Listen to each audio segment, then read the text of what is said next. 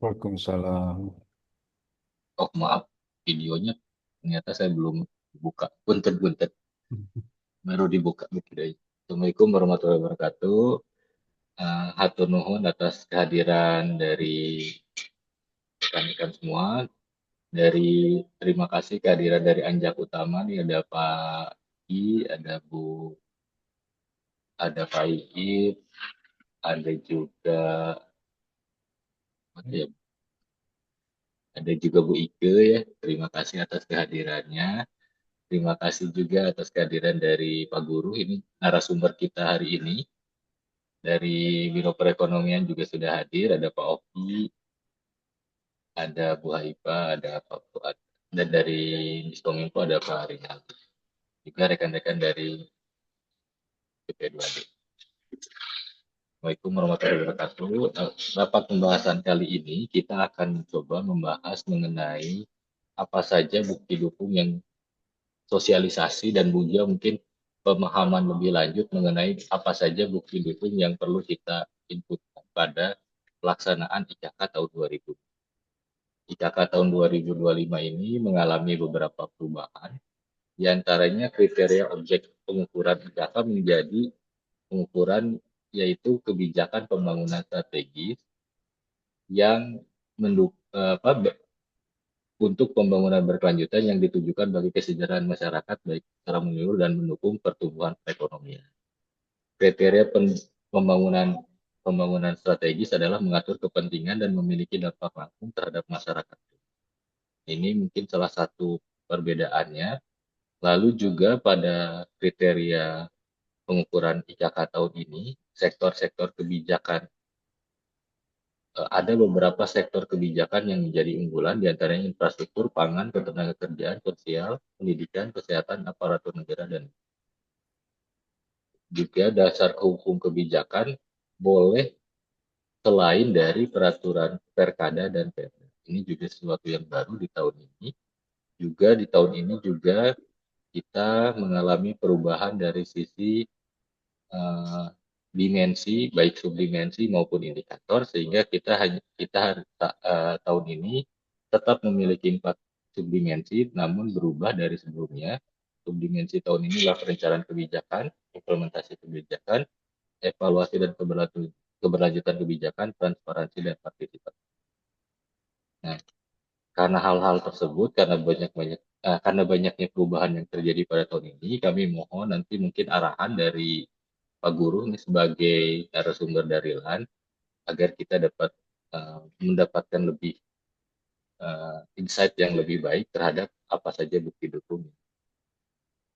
Untuk memulai hari ini kita akan mulai dengan sambutan ataupun arahan dari Ibu Kabid, Bu Retno Mulyariani SSTMI. Mangga waktu dan layar dipersilakan pada. Assalamualaikum warahmatullahi wabarakatuh. Waalaikumsalam warahmatullahi wabarakatuh. Hatur nuhun Pak Rahmat. Bismillahirrahmanirrahim. Assalamualaikum warahmatullahi wabarakatuh.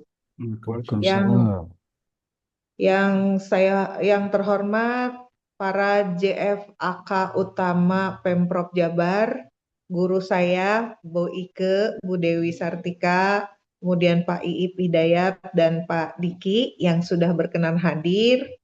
Yang saya hormati rekan-rekan dari perangkat daerah hari ini hadir dari Diskominfo, dari Biro Perekonomian, dan dari Dinas Desa. Kemudian yang saya banggakan, yang tetap semangat rekan-rekan dari bidang pemerintahan dan pengkajian peraturan BP2D Provinsi Jawa Barat. Bapak Ibu, salam hormat dari Bapak Kepala BP2D yang pada kesempatan ini mungkin belum bisa bergabung karena ada tugas lainnya. Izin mungkin dalam kesempatan ini kita sama-sama kembali belajar gitu ya tentang indeks kualitas kebijakan. Sebagaimana kita pahami dan kita ketahui bersama bahwa salah satu alat atau instrumen yang sangat penting dalam mengelola suatu wilayah, suatu negara adalah memiliki kebijakan publik yang berkualitas. Mungkin secara teori banyak di definisi dari kebijakan publik. Tapi yang saya pahami, kebijakan publik itu adalah apa yang dilakukan dan tidak dilakukan pemerintah untuk merespons suatu permasalahan atau persoalan yang ada di masyarakat ya. Karena kehidupan bersama ini memerlukan suatu pengaturan dari pemerintahnya. Dan kita sudah banyak juga terinformasi gitu ya, negara atau daerah yang sukses salah satunya memiliki kebijakan publik yang berkualitas. Kebijakan publik yang berkualitas itu secara singkatnya itu diresum gitu ya, ya kebijakan yang bisa menyelesaikan persoalan yang ada, bukan nambah masalah, menjadi alat perubahan untuk kondisi yang lebih baik, dan untuk meningkatkan daya saing daerahnya dan membuat masyarakatnya menjadi masyarakat yang hebat gitu ya, yang bisa hidupnya sejahtera, bahagia secara fisik maupun secara mental tinggal di Jawa Barat. Mungkin seperti itu. Nah, IKK sendiri Bapak Ibu di Provinsi Jawa Barat, alhamdulillah ya, kita sudah terpapar sejak tahun 2021 hingga di 2024 kemarin. Alhamdulillah Provinsi Jawa Barat nilainya berkat bantuan dari teman-teman LAN ya, dari Kang Buruh dan rekan, Pemprov Jabar di tahun 2001 nilai IKK-nya baru mencapai 50 poin ya. Kemudian di tahun 2023 kita mendapatkan nilai hampir 87,3 ya, termasuk kategori sangat baik. Nah, untuk tahun ini ya, dan alhamdulillahnya lagi Bapak Ibu di kabupaten kota di Jawa Barat sudah 100% di tahun 2024 mengikuti IKK. Bahkan ada yang nilainya unggul ya untuk Kabupaten Bogor. Jadi Bapak Ibu, kami di BP2D mendapatkan penugasan sesuai Pergub nomor 26 tahun 2023 tentang roadmap birokrasi, reformasi birokrasi Provinsi Jawa Barat 2023-2026 ya Bapak Ibu. Kami mendapat penugasan untuk memfasilitasi dan mengawal indeks kualitas kebijakan Provinsi Jawa Barat. Nah, salah satu upaya untuk menghabituasi atau menginternalisasi pemahaman tentang tata kelola kebijakan publik yang baik, selain mengawal pengukuran IKK Provinsi Jawa Barat, karena hanya beberapa sampel kebijakan saja yang dinilai melalui instrumen IKK, kami juga telah melakukan pengukuran IKK di seluruh perangkat daerah Provinsi Jawa Barat. Karena tidak ada, mungkin ya tidak ada perangkat daerah yang tidak mengampu kebijakan gitu ya. Alhamdulillah semua perangkat daerah kecuali mungkin Banhub telah mengikuti pengukuran IKK. Modelingnya hampir sama, kami mengadopsi penilaian IKK nasional untuk diterapkan di perangkat daerah, dan hasil nilainya menjadi komponen penilaian RB perangkat daerah dan menjadi ujung-ujungnya menjadi nilai kinerja yang diampu oleh sekretaris. Harapan kami Bapak Ibu di BP2D untuk karena penting, sangat amat penting memiliki kualitas kebijakan yang baik di Provinsi Jawa Barat ini, IKK ini mungkin menjadi juga alat ini ya, alat untuk mendeteksi bagaimana kebijakan di Pemprov Jabar tata kelolanya sudah memenuhi kaidah-kaidah kebijakan publik yang baik atau belum, kemudian dampaknya seperti apa. Kami sudah mengusulkan ya Pak Septian ya, menyusun policy brief bagaimana IKK ini menjadi bersenyawa kalau kata Pak Gubernur atau embedded dalam seluruh proses penyusunan kebijakan publik di Provinsi Jawa Barat. Ini nanti akan bekerja sama dengan Biro Hukum ya kalau produknya adalah Perda atau Pergub. sehingga perda pergub yang dihasilkan itu benar-benar memiliki dampak gitu ya, tidak hanya sekedar jadi produknya, tapi keberlanjutannya seperti apa itu tidak ada pengampunya, tidak ada yang memaintenance-nya, tidak ada yang mengevaluasinya. Dan harapan kami mungkin ini jadi ke depan nilai seluruh perangkat daerah ini menjadi nilainya Setda ya, kinerjanya sekretariat daerah, karena fungsi utama Setda sebenarnya adalah memfasilitasi kebijakan publik di Pemprov Jabar. Ya, kami sih punya ide, salah satu idenya menjadi mungkin per perangkat daerah di asistennya itu nanti nilai rata-ratanya menjadi nilai kinerjanya yang diampu oleh asisten dan yang keseluruhan diampu oleh Bapak Sekda. Ini itu untuk tindak lanjut ya, jadi pemanfaatan hasil pengukuran IKK ini. Sehingga nilai-nilai yang kita peroleh itu tidak sekedar nilai gitu ya, tapi bermanfaat untuk perbaikan keberlanjutan kebijakan publik ke depannya gitu ya, untuk bahan dasar kita untuk melakukan perbaikan keberlanjutan kebijakan-kebijakan yang masih berlaku di Pemprov Jabar. Sehingga harapan kami pertama mungkin menjadi nilai kinerja perangkat daerah yang mengampunya. Selain itu juga menjadi kinerja kebijakan mungkin di sekretariat daerah.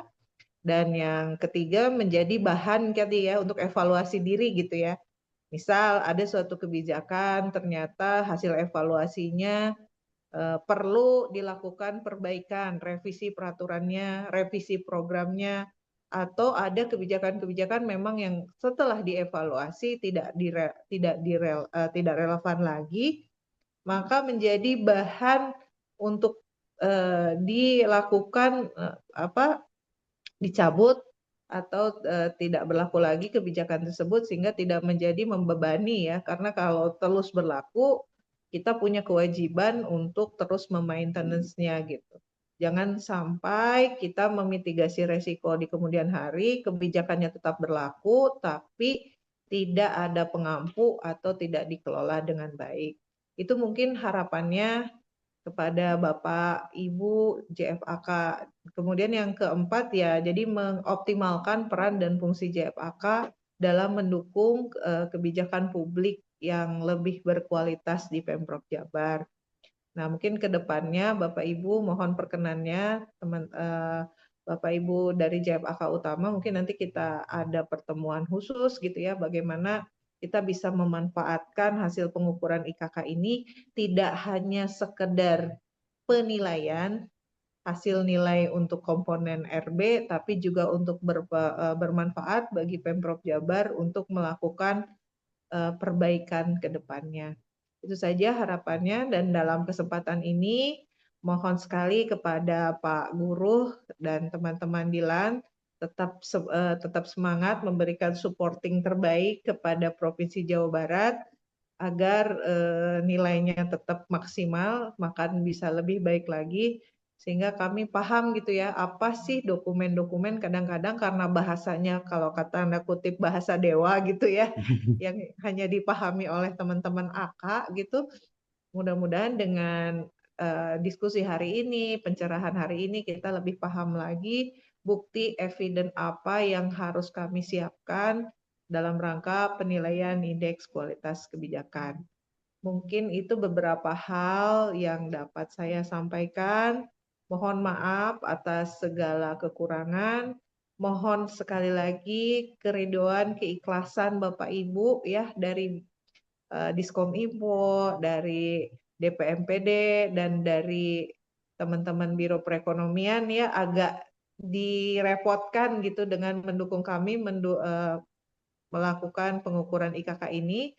Tapi dengan mengukur ini teman-teman di biro di perangkat daerah tidak perlu lagi nanti dalam surabinya melakukan ulang gitu ya, tinggal hanya menginputkan data, nilainya bisa kita gunakan. Itu saja.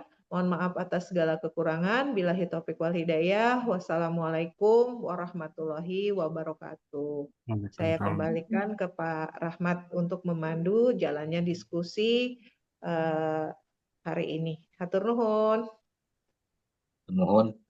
Waalaikumsalam warahmatullahi wabarakatuh.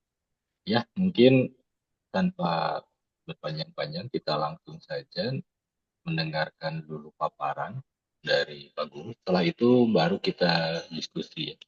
Ini mungkin seperti itu nanti acaranya.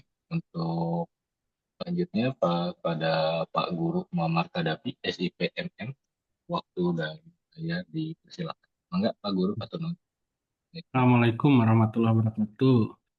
Atur nuhun, Waalaikumsalam. Pak Rahmat, Waalaikumsalam. Bu Retno, dan Bapak Ibu sekalian dari pemerintah Provinsi Jawa Barat.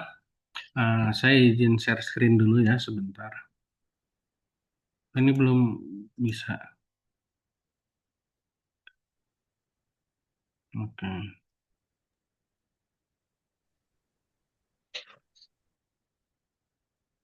Sudah nampak ya Bapak Ibu? Sudah Pak Guru, sudah. Baik. Bapak Ibu sekalian, seperti yang disampaikan bahwa pengukuran indeks kualitas kebijakan ini memang sudah ada sejak tahun 2021 dan sekarang mungkin periode ketiga ya, pengukuran indeks kualitas kebijakan dilakukan. Kemarin sempat 2024 itu ada pengukuran SELA lah ibaratnya. Jadi untuk rekan-rekan pemerintah daerah yang mengukur ingin melakukan proses perbaikan dan yang memang pada tahun 2023 belum sempat mengikuti. Dan akhirnya sebenarnya sejak 2024 di wilayah Jawa Barat sendiri itu sudah 100% tadi sempat dikatakan sudah mengikuti. Nah, namun demikian mulai tahun 2025 ini nanti yang semula proses pengukuran indeks kualitas kebijakan ini dilakukan 2 tahun sekali. Nah, ini berubah Bapak Ibu sekalian menjadi setiap tahun gitu. Nah, jadi memang ini juga berpengaruh kepada beberapa pembaruan di dalam pengukuran IKK hari ini. Nah, jadi kalau yang tahun 2021 sampai 2024 kemarin, memang yang menjadi fokus dari pengukuran IKK itu adalah bagaimana meningkatkan partisipasi publik dan tata kelola penyusunan kebijakan publik berdasarkan evidence base. Jadi memang wilayahnya kemarin itu ada di situ, mulai dari perencanaan sampai ke evaluasi kebijakan. Nah, sekarang yang menjadi titik tekannya itu adalah kebijakan-kebijakan publik yang berdampak. Makanya tadi sempat disampaikan bahwa kebijakan publik yang dinilai hari ini itu adalah kebijakan pembangunan strategis. Nah, ini sedikit mengulas saja. Siapa tahu Bapak Ibu belum sempat melihat, tapi kalau udah yang sudah mengikuti sosialisasi ataupun kick off ini sebagian untuk merefresh saja. Jadi dalam pengukuran IKK tahun 2025 ini ada beberapa perubahan. Paling tidak ada 5 yang tadi menjadi perhatian kita. Yang pertama tadi kebijakannya ini memang harus kebijakan yang berkaitan dengan pembangunan strategis gitu, dan ini diharapkan juga instansi pemerintah daerah juga dapat membuat atau menyusun kebijakan ya atau menyampaikan kebijakan pembangunan yang berkelanjutan yang memang ditujukan sebenarnya untuk kesejahteraan masyarakat. Nah, adapun kriterianya tadi ya yang mengatur kepentingan dan memiliki dampak langsung terhadap masyarakat luas. Nah, ini kurun waktunya 3 tahun sebelum tahun pengukuran. Dan ini Jawa Barat sendiri sebenarnya sudah memilih 3 ya, artinya sudah menyesuaikan dengan kriteria ini. Kan tadi disampaikan bahwa sekarang kalau dulu kan semua kebijakan dimasukkan dulu gitu kan, kita dijadikan populasi dan nanti secara sistem akan dipilih kebijakan ya akar N plus 2 ya kalau nggak salah, akar N plus 1 ya. Nah, tapi kalau sekarang pemerintah daerah diminta langsung mengajukan 3 kebijakan gitu. Jadi proses memilihnya dipersilahkan gitu kan. Tadi Jawa Barat juga kalau saya lihat di Instagram BP2D-nya juga sudah ada beberapa kebijakan ya kalau nggak salah ada 5 ya yang disiapkan, ya mungkin yang 2 cadangan gitu kan. Tapi yang 3 yang nanti akan diajukan, maka nanti kita lihat. Nah, terus yang menjadi signifikan ini nanti Bapak Ibu sekalian, nah ini juga dalam penjelasan Saya juga gak akan terlalu lama sepertinya. Karena kalau tahun-tahun kemarin itu 39 pertanyaan, kalau sekarang ini hanya ada 11 pertanyaan yang meliputi tadi apa namanya 4 dimensi tadi ya. Nah, bukti dukungnya pun nanti ini apa namanya Bapak Ibu sekalian akan lebih sebenarnya kalau masalah mudah atau tidak mudah itu nanti tergantung dokumentasi ininya ya Bapak Ibu. Tapi relatif sebenarnya lebih lebih simpel sehingga nanti akan memudahkan Bapak Ibu dalam menyiapkan bukti dukungnya. Lalu proses ini belajar dari yang 2024 kemarin, kalau 2023 atau 2021 itu kan ketika sudah mengirimkan apa namanya tuh self assessment dan bukti dukung, nah itu kan langsung dinilai kan. Nah, tapi kalau sekarang karena kemarin belajar di 2024, nanti ada proses feedback gitu kan dari hasil self assessment setelah apa namanya nanti dari analis instansi mengirimkan ke core instansi dan core instansi mengirimkan ke Kornas, Kornas akan membagikan ke verifikator nanti. Nah, selesai dari verifikator itu akan balik ke Kornas dan nanti akan kita diskusikan kembali apa yang kurang gitu Bapak Ibu sekalian. Nah, jadi ada proses feedback, nanti ada apa namanya proses perbaikan. Jadi ada kesempatan setelah diberikan feedback, ada proses kesempatan memperbaiki apa bukti dukung yang masih kurang. Nah, ini dilakukan di tahun 2024 sehingga ada beberapa pemerintah daerah yang akhirnya nilainya juga menjadi lebih baik gitu. Nah, ini secara struktur nanti ada board member. Nah, ini di pusat dan command center ini di tempatnya apa kalau sekarang itu eh, yang akan mengelola apa namanya tuh hmm, proses pengukuran indeks kualitas kebijakan ini. Nanti ini dibagi beberapa koordinator nasional. Kebetulan kalau untuk saya di wilayah Jawa Barat ini eh, saya sendiri yang akan menjadi Kornas dan tim verifikatornya juga sebenarnya dari teman-teman Pusjar Jatinangor ini. Jadi kan sekarang kalau kalau dulu Puslatbang ini sekalian menginformasikan dulu Puslatbang PKSN sekarang menjadi Pusjar SK TASN. Nah, ini yang apa namanya teman-teman analis kebijakan ini nanti ada di tim verifikator, tapi nanti memang tim verifikator ini tidak akan berkomunikasi langsung dengan koordinator instansi. Nanti koordinator instansi akan khususnya yang di Jawa Barat akan berkomunikasi dengan saya. Nah, di bawah koordinator instansi ada analis-analis instansi.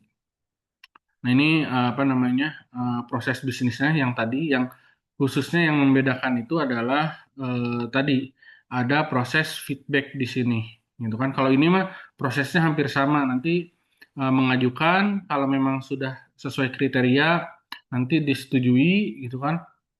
Nah, tapi yang terpenting ini dalam oh ya nanti aja lah sekalian ya. Nah, yang terpenting itu dalam proses pengajuan tadi bahwa yang harus disiapkan itu adalah dasar hukum ketika ingin nama kebijakannya, dasar hukumnya dan eh, apa DPA dari program yang dilakukan tersebut gitu. Jadi itu untuk mendaftarkan kebijakan nanti. Nah, nanti ini kalau sudah komplit akan disetujui oleh koordinator nasional. Dan kalau memang belum komplit nanti akan dikembalikan lagi untuk dilengkapi dulu.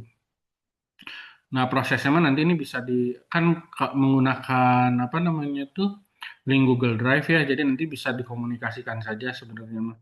Kalau sudah ini bisa di apa namanya ditambahkan dan setelah ditambahkan nanti bisa langsung disetujui. Nah, setelah disetujui itu baru bisa nanti dilakukan proses apa namanya self assessment. Nah, nanti ketika sudah apa namanya sudah dianalisis oleh verifikator yang tadi apa self assessmentnya gitu kan sudah dikembalikan oleh core instansi ke Kornas. Nanti ini akan dibagikan verifikator dan ini proses inilah yang tadi ada proses feedback. Jadi sebelum apa namanya disampaikan ke command center gitu kan dan dilaporkan kepada board member, ini ada proses perbaikan dulu gitu kan dengan apa komunikasi antara koordinator nasional dan core instansi. Nah, ini untuk mengingatkan kurang lebih apa waktu-waktunya gitu kan. Nah, ini kan kita sudah ada di bulan Juli ya, sebenarnya udah memproses self assessment dan nanti proses verifikasi. Dan untuk proses self assessmentnya sendiri ini eh, paling lambat 31 Juli gitu kan, nanti ada di apa di itu siapa di tampilan dari web ikk.lan.go.id-nya. Nanti setelah 31 Juli nanti kita akan melakukan proses verifikasi di situ. Dan sampai akhirnya nanti di bulan Oktober ini kalau lancar, kalau memang tidak ada apa eh, namanya itu permintaan perpanjangan waktu ketika memang ada beberapa yang tanggung misalkan. Nah, itu nanti itu mah kebijakan selanjutnya. Tapi dalam proses ini kita coba upayakan tanggal 31 Juli ini sudah terinput semua gitu kan bukti dukung. Karena sekarang kan lebih lebih sedikit ya sebenarnya dari instrumennya sendiri. Nah, ini Bobot juga ini mengingatkan lagi. Bobot ini kan kemarin ketika di dalam SK apa tim analis instansinya misalkan melibatkan analis kebijakan ini sudah punya poin 10%. Itu kan kayaknya kalau misalkan ini dari pemerintah Provinsi Jawa Barat juga kan ini juga sudah sebenarnya melibatkan analis kebijakan bahkan sampai analis kebijakan utama gitu kan. Dan nanti mungkin di SK timnya juga dimasukkan. Nah, ini udah punya tabungan poin 10%. Lalu pembagian 90%-nya itu masuk ke perencanaan kebijakan 20%. Kan kalau yang lalu perencanaan kebijakan itu dapat nilai 45% ya, 55%-nya lagi ke implementasi. Nah, sementara sekarang perencanaan itu bobotnya menjadi 20%. Dengan 3 pertanyaan, masing-masing itu ada 40%, 40%, dan 20%. Atau bisa dikatakan nilainya itu, nanti ada poinnya deh, kurang lebih ini tuh 884 ya kalau nggak salah. Nah, nanti untuk implementasi kebijakan ini 25%, nanti ada 3 pertanyaan, masing-masing bobotnya itu 35, 35, 30% dari 25% ini. Lalu evaluasi dan keberlanjutan kebijakan, bobotnya itu 30%, dengan pembagian setiap pertanyaannya 35%, 35%, dan 30%. Dan ini dipisahkan kalau dulu ini partisipasi publik ini dinilai di setiap dimensi ya, kalau dulu tuh di setiap perencanaan. Tapi memang prosesnya harus tetap seperti itu. Tapi ini dibagi menjadi dikeluarkan, tapi menjadi 2 pertanyaan dengan bobot masing-masing 50%. Nilainya 15% untuk partisipasi. Nah, ini Bapak Ibu sekalian terkait pembobotan dari instrumen IKK. Nah, kalau ini kan tadi keterlibatan JF, analis kebijakan yang tadi dengan surat penunjukan atau surat SK timnya ini mendapatkan nilai 10%. Nah, selanjutnya kita akan bahas tentang dari instrumen itu sendiri sebentar. Nah, kita akan bahas yang pertama itu dari proses perencanaan yang akan ditanyakan, pertanyaan pertama itu adalah apakah kebijakan disusun berdasarkan data dan informasi yang valid. Nah, kajian, telaahan, penelitian atau analisis kebijakan bentuknya itu seperti itu. Nanti di antara itu. Nanti kalau Bapak Ibu menjadikan dasar hukumnya Perda, ini bisa kan biasanya selalu ada naskah akademiknya ya. Nah, ini juga kan keuntungan sebenarnya. Gitu. Nah, tadi nilainya itu 40% dari 20%, ya kurang lebih poinnya itu 8 di pertanyaan ini. Nah, ini nanti Bapak Ibu silahkan jawab yang memang sesuai dengan realitas ketika mengisi self assessment tadi. Dari yang jawaban pertama yaitu kebijakan tidak disusun berdasarkan data dan informasi gitu kan. Lalu yang kedua itu kebijakan disusun berdasarkan data dan informasi yang tidak relevan, tidak kredibel, dan tidak memenuhi kaidah dan standar baku. Gitu ada gitu kan data dan informasinya, tapi tidak relevan, tidak kredibel, dan tidak memenuhi kaidah. Kalau yang jawaban ketiga itu kebijakannya tadi disusun tetap berdasarkan data dan informasi, tapi dia relevan, namun tidak kredibel dan tidak memenuhi kaidah standar baku. yang ke jawaban yang D itu kebijakan disusun berdasarkan data dan informasi yang relevan dan kredibel tapi tidak memenuhi kaidah atau standar baku. Dan yang kelima, kebijakan disusun berdasarkan data informasi yang relevan, kredibel, dan memenuhi kaidah atau standar baku. Nah, untuk melihat ini, apa sih relevan, kredibel, dan memenuhi kaidah atau standar baku? Nah, ini di sini ada keterangannya. Jadi, standar baku itu ya tadi sesuai dengan format penulisan kajian, telahan, analisis kebijakan, contoh kejelasan tujuan, target kebijakan, urgensi, sampai ke misalkan alternatifnya, gitu kan, atau rekomendasi kebijakannya. Kalau itu dalam bentuk policy paper atau policy brief. Atau ya tadi kalau misalkan ini perda, gitu kan, standar bakunya ya tadi berdasarkan Undang-Undang 12 tahun 2011 gitu kan, eh, bahwa setiap perda itu harus ada naskah akademiknya. Nah, berarti bentuk kalau perda nanti yang dijadikan dasar hukum dari kebijakannya, tentu ini naskah akademik yang akan menjadi bentuk kajiannya seperti itu. Nah, tadi kalau relevan itu sesuai dengan waktu perencanaan kebijakan dan muatan isu kebijakan. Nah, ini sesuai dengan waktu perencanaan kebijakan itu seperti apa sih? Artinya gini, dokumen yang nanti, nah kan di sini bukti dukungnya itu berupa laporan kajian atau data statistik tadi kan ya. Kalau data statistik itu ya tadi ini cuma A aja nilainya itu.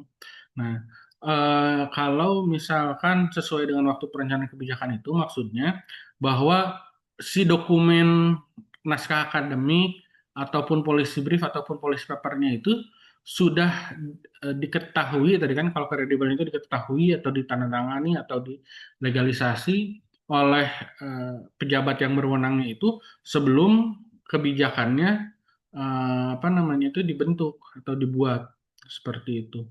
Nah, ini yang kadang-kadang kan ada yang misalkan eh, polisi naskah akademiknya itu belakangan kan bisa jadi seperti itu gitu kan, kejadian gitu kan karena kebijakannya diketuk dulu dan naskah akademik ini hanya untuk melegitimasi saja atau policy brief atau policy papernya itu hanya untuk melegitimasi saja. Nah, ada ada kejadian beberapa seperti itu gitu kan baru melakukan proses kajian setelah kebijakannya dilakukan gitu. Nah, ini jadi relevan di sini itu tadi bahwa setiap kajian dan lain-lainnya itu dilakukan sebelum kebijakan itu dilaksanakan seharusnya. Ini untuk yang pertanyaan pertama. Pertanyaan kedua, ini juga nilainya masih 8, poinnya 8 itu kan 40% dari Nah, ini masih 40% dari 20%. Nah, ini apakah pemangku kepentingan terlibat dalam perumusan kebijakan? Nah, ini kalau ini kan lebih bagaimana kita tadi melibatkan stakeholder dalam penyusunan kebijakan. Nah, variasi jawaban nanti ini tadi mulai dari yang kalau itu mulai dari yang keterlibatannya itu sangat sedikit sampai ke bagaimana keterlibatan pemangku kepentingan itu atau stakeholder itu ada stakeholder eksternal pemerintah dan kelompok sasaran kebijakan yang dilakukan secara aktif dan berkala. Nah, nanti di sini ada definisi aktif itu seperti apa gitu kan. Di sini tuh terlibat proaktif, dinamis, dan berkelanjutan dalam memberikan masukan bagi isu kebijakan secara berkala dilakukan lebih dari satu kali pertemuan. Nah, Bapak Ibu, kalau misalkan hanya satu kali pertemuan, ini jawabannya yang D. Tapi kalau eh, proses keterlibatan pemangku kepentingannya misalkan lebih dari satu, gitu kan, lebih dari satu kali, nah ini baru jawab yang E, gitu. Kalau tanpa melibatkan ini yang C, gitu. Kalau administratif mah kan yang penting jadi aja, gitu. Nah, lalu bersifat administratif gitu kan, bersifat administratif ini keterlibatan pemangku kepentingan hanya dilakukan sebagai formalitas prosedural atau pemenuhan syarat administrasi tanpa adanya partisipasi yang substansial dan tidak aktif atau bermakna tanpa umpan balik nyata dan tidak berkala atau insidental. Lalu stakeholder eksternal di sini ini pihak-pihak di luar organisasi atau lembaga pembuat kebijakan yang memiliki kepentingan atau terdampak oleh kebijakan tersebut, baik itu menyangkut pemerintah atau kelompok sasaran kebijakan. Nah, artinya stakeholder eksternal ini misalkan perangkat daerah tadi apa gerbang desa ya, misalkan. Nah, ini stakeholder eksternalnya juga itu eh, di luar DPMD itu juga termasuk stakeholder eksternal gitu. Jadi misalkan melibatkan apa dinas-dinas yang lain, nah itu juga bagian dari stakeholder organisasinya. Gitu. Jadi kan ini bisa bisa didefinisikan di luar OPD atau di luar misalkan pemerintah Provinsi Jawa Barat yang lebih luasnya. Nah, sementara kelompok sasaran kebijakan di sini ya terdiri dari masyarakat, pelaku usaha, LSM, dan pihak yang langsung terkena dampak kebijakan, gitu kan, dan harus sesuai dengan tujuan atau target kebijakan. Nah, pihak yang langsung terkena dampak kebijakan kalau di apa IKK yang sebelumnya yang terkena dampak kebijakan ini eh, bisa juga kelompok rentan. Maksudnya kelompok rentan ini juga tetap dipertimbangkan, gitu ya. Nah, jadi masuk di kalimat pihak yang langsung terkena dampak kebijakan. Nah, jadi kelompok-kelompok rentan ini juga tetap diperhitungkan walaupun ini kok nggak ditulis. Nah, tapi ya dia masuk di sini kategori ini. Dia akan pihak-pihak yang terkena dampak kebijakan. Itu untuk pertanyaan nomor kedua. Untuk yang ketiga, ini eh, bobotnya 20% dari 20%, kalau dipoinkan ini 4 poin. Nah, ini apakah analisis dampak kebijakan dilakukan sebelum implementasi? Nah, dalam proses ini, ya tadi ini kita lihat yang E-nya dulu aja yang komplit ya, bahwa kebijakan didahului dengan analisis dampak yang memenuhi kaidah, standar baku, kredibel, dan hasilnya digunakan dalam proses perumusan kebijakan. Nah, dalam hal ini, kalau misalkan tadi, kalau yang diajukannya itu dasar hukumnya Perda, gitu kan. Tadi kalau dasar hukum ya kan bisa dasar hukum itu adalah kebijakan-kebijakan pemerintah pusat, bisa perda ataupun peraturan yang di bawahnya, gitu kan. Misalkan pergub, gitu kan. Nah, kalau misalkan, tapi nanti yang benar-benar menjadi payungnya itu yang mana, gitu kan. Nah, untuk menjawab pertanyaan itu, misalkan yang payungnya itu pasti perda kan, yang memang berkaitan langsung dengan apa namanya pemerintah provinsi. Nah, kalau dia itu perda, maka berdasarkan Undang-Undang Nomor 12 Tahun 2011 atau dalam proses penyusunan naskah akademik, nah itu kan harus ada analisis regulatory impact assessment-nya gitu kan, impact assessment-nya. Nah, jadi di naskah akademik itu perlu ada RIA-nya gitu kan, atau misalkan ROCP dan lain-lain.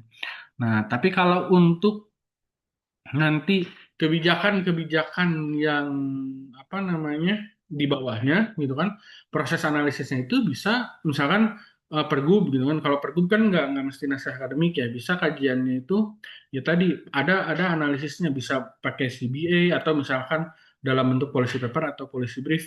Bisa juga di dalamnya kalau berbicara masalah apa namanya dampak gitu kan. Nah, kita bisa melakukan menggunakan tools analisis yang lain. Yang penting seperti itu. Lalu apa namanya? Yang kedua, jadi proses tadi kredibel ini itu dibuktikan dengan bahwa proses analisis ini diketahui pejabat yang berwenang. Jadi kalau misalkan praktisnya, kalau yang dulu itu kadang-kadang ada policy brief, ada policy paper, tapi nggak ditandatangan gitu kan, atau ada naskah akademik belum ditandatangan oleh atau nggak pengantarnya itu paling tidak dari pejabat yang berwenang gitu kan. Kalau memang di dokumennya tidak ada tanda tangan, paling tidak misalkan surat pengantar, nah ini ada legalisasi dari apa namanya pejabat yang berwenang gitu. Ini terkait perencanaan. Nah, selanjutnya kita masuk ke implementasi. Nah, di sini nilainya 35%, dari 25% itu poinnya kurang lebih 8,75. Nah, apakah kebijakan memiliki kejelasan koordinasi dan komunikasi dalam pelaksanaannya. Nah, ini melihat ya melihat harus baru, harus baru. Yang baru lah, yang buat kayak kasih gelombang jadi tanggal. Ini desainnya bocor, mungkin tolong di Maaf, sip nuhun. admin. Oke. Punten bocor ini kayaknya. Nah, jadi kalau untuk ini dilihat kebijakan memiliki prosedur koordinasi dan komunikasi yang sesuai standar baku, kredibel dan dilakukan monitoring dan evaluasi terhadap pelaksanaan ini yang terbaiknya. Nah, ini nanti dilihat apa namanya itu tadi format koordinasi dan komunikasi berdasarkan penjelasan peraturan tentang teknik koordinasi dan komunikasi ada di sebagai acuan bisa melihat di Permenpan RB nomor 11 tahun 2015 dan Permenpan RB nomor 35 tahun 2012. Jadi di sini tuh ada kalau berbicara standar baku gitu kan. Nah, standar baku ini artinya ada SOP dan SP-nya. Gitu. Nah, kalau kredibel berarti diketahui oleh pejabat yang berwenang. Artinya SOP dan SP ini yang sudah dilegalisasi oleh pejabat yang berwenang. Lalu dilakukan proses monitoring dan evaluasi terhadap pelaksanaannya, gitu kan. Nah, monitoring ini dilakukan secara rutin dan memastikan prosedur berjalan efektif, terus mengidentifikasi kendala dan melakukan perbaikan jika diperlukan sesuai dengan standar baku tadi.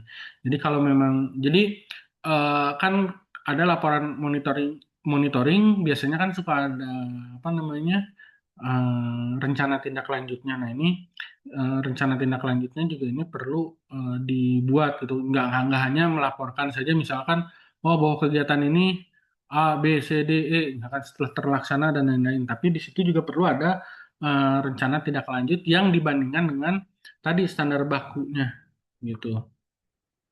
Nah ini kalau di sini tuh sebenarnya lebih ke SOP atau SP dari program tersebut. Nah kalau ada itu nanti kan ini tinggal pilih saja apakah ada apa namanya memiliki prosedur atau tidak. Ini kan nanti disesuaikan saja pilihannya gitu kan. Misalkan memiliki prosedur koordinasi komunikasi tapi tidak jelas dalam pelaksanaannya atau tidak sesuai dengan standar baku atau misalkan sesuai standar baku kredibel misalkan standar bakunya sudah ditetapkan tetapi tidak dilakukan monitoring dan evaluasi. Nah ini nanti disesuaikan saja jawabannya. Seperti itu. Lalu yang kedua, ini sama masih 30% dari 25%, poinnya kurang lebih 8,75. Ini apakah kebijakan dapat diimplementasikan secara efektif di lapangan. Nah, ini yang menjadi apa namanya bukti dukungnya adalah laporan monitoring dan evaluasi. Dan kalau kita lihat dari jawabannya, yang paling komplitnya itu adalah kebijakan diimplementasikan sesuai dengan indikator kinerja, target sumber daya, sumber daya aparatur maupun anggaran, dan target capaian kinerja. Nah ini bentuknya itu indikator kinerjanya itu bisa laporan kinerja triwulan atau laporan kinerja tahunan, gitu kan. Nah berkenaan dengan lalu target sumber daya ini berkenaan dengan anggaran dan sumber daya aparatur yang digunakan gitu kan. Nah, itu di laporan monitoring apa namanya itu muncul gitu kan dan mengikuti unsur-unsur yang terdapat dalam sistem evaluasi kinerja elektronik. Lalu yang ketiga ini apakah ada mekanisme pengawasan dan akuntabilitas dalam pelaksanaan kebijakan. Nilainya 30% dari 25%, kurang lebih 7,5. Nah, ini dilihat apakah ada pengawasan atau tidak. Nah, di sini bukti dukungnya ini laporan laporan pengawasan, lalu hasil audit dari kebijakan. Nah, tadi kalau standar bakunya, gitu kan ini ada tulisan sesuai standar baku. Nah, ini sesuai dengan format mekanisme pengawasan dan akuntabilitas dalam pelaksanaan kebijakan berdasarkan penjelasan peraturan tentang mekanisme pengawasan dan akuntabilitas atau dalam kurung SAKIP. Nah, ini diketahui oleh pejabat yang berwenang. Ini juga kan melibatkan dari inspektorat juga gitu kan. Gitu kan dalam proses pengawasan dari apa namanya kebijakan tersebut gitu. Selanjutnya ini masuk ke apa dimensi evaluasi. Nah, pertanyaan pertama itu apakah kebijakan dievaluasi untuk perbaikan berkelanjutan? Nilainya 35% dari 30% itu kurang lebih 10,5. Nah, ini kita lihat kata kuncinya aja ya langsung. Kan kalau ini mah evaluasi dilakukan, kalau yang lama kan tidak pernah dilakukan evaluasi. Nah, kata kuncinya itu kan secara rutin, terstruktur, dan digunakan untuk perbaikan kebijakan. Nah, rutin ini sesuai dengan jangka waktu yang telah ditetapkan dalam laporan kinerja atau laporan penyelenggaraan pemerintah daerah. Dibuat terstruktur ini sesuai dengan format laporan kinerja atau LPPD. Digunakan untuk perbaikan, nah kebijakan ini dapat dilanjutkan ke masa berikutnya dan dibuktikan dengan dokumen perubahan kebijakan. Misalkan,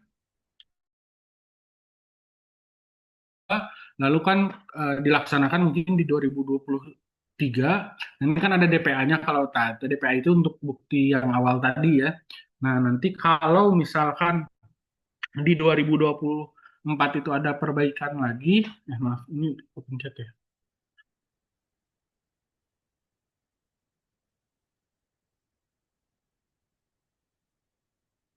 Nah, kalau di 2024 misalkan ada perubahan, nah ini bisa dilihat dari RKA AKL, RKA KL-nya atau RPPA atau memang perubahannya ya tadi misalkan di 2025 sekarang nanti RKA-nya atau RPPA-nya juga bisa digunakan gitu untuk melihat bahwa ada proses perubahan apa namanya itu kebijakan tadi gitu.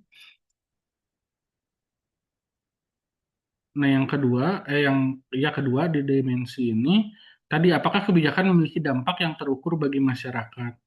Nah, kita lihat kata kuncinya lagi bahwa kebijakan berdampak secara signifikan, terukur, diakui oleh pemangku kepentingan dan diakui oleh lembaga independen. Artinya kalau yang sebelumnya itu di laporan evaluasi itu kan ada dua ya, di kakak yang sebelumnya itu laporan evaluasinya dan survei kepuasan masyarakat. Nah, kalau di sini gitu kan, kalau yang menggunakan apa melakukan membuat laporan evaluasinya dan melakukan proses survei kepuasan masyarakat itu mungkin di D gitu. Nah, di E ini yang nilai paling tinggi itu adalah ketika ada apa namanya itu diakui oleh lembaga independen di luar pemangku kepentingan. Dalam hal ini NGO, misalkan LSM, dan dibuktikan dengan testimoni berupa narasi dan atau audiovisual.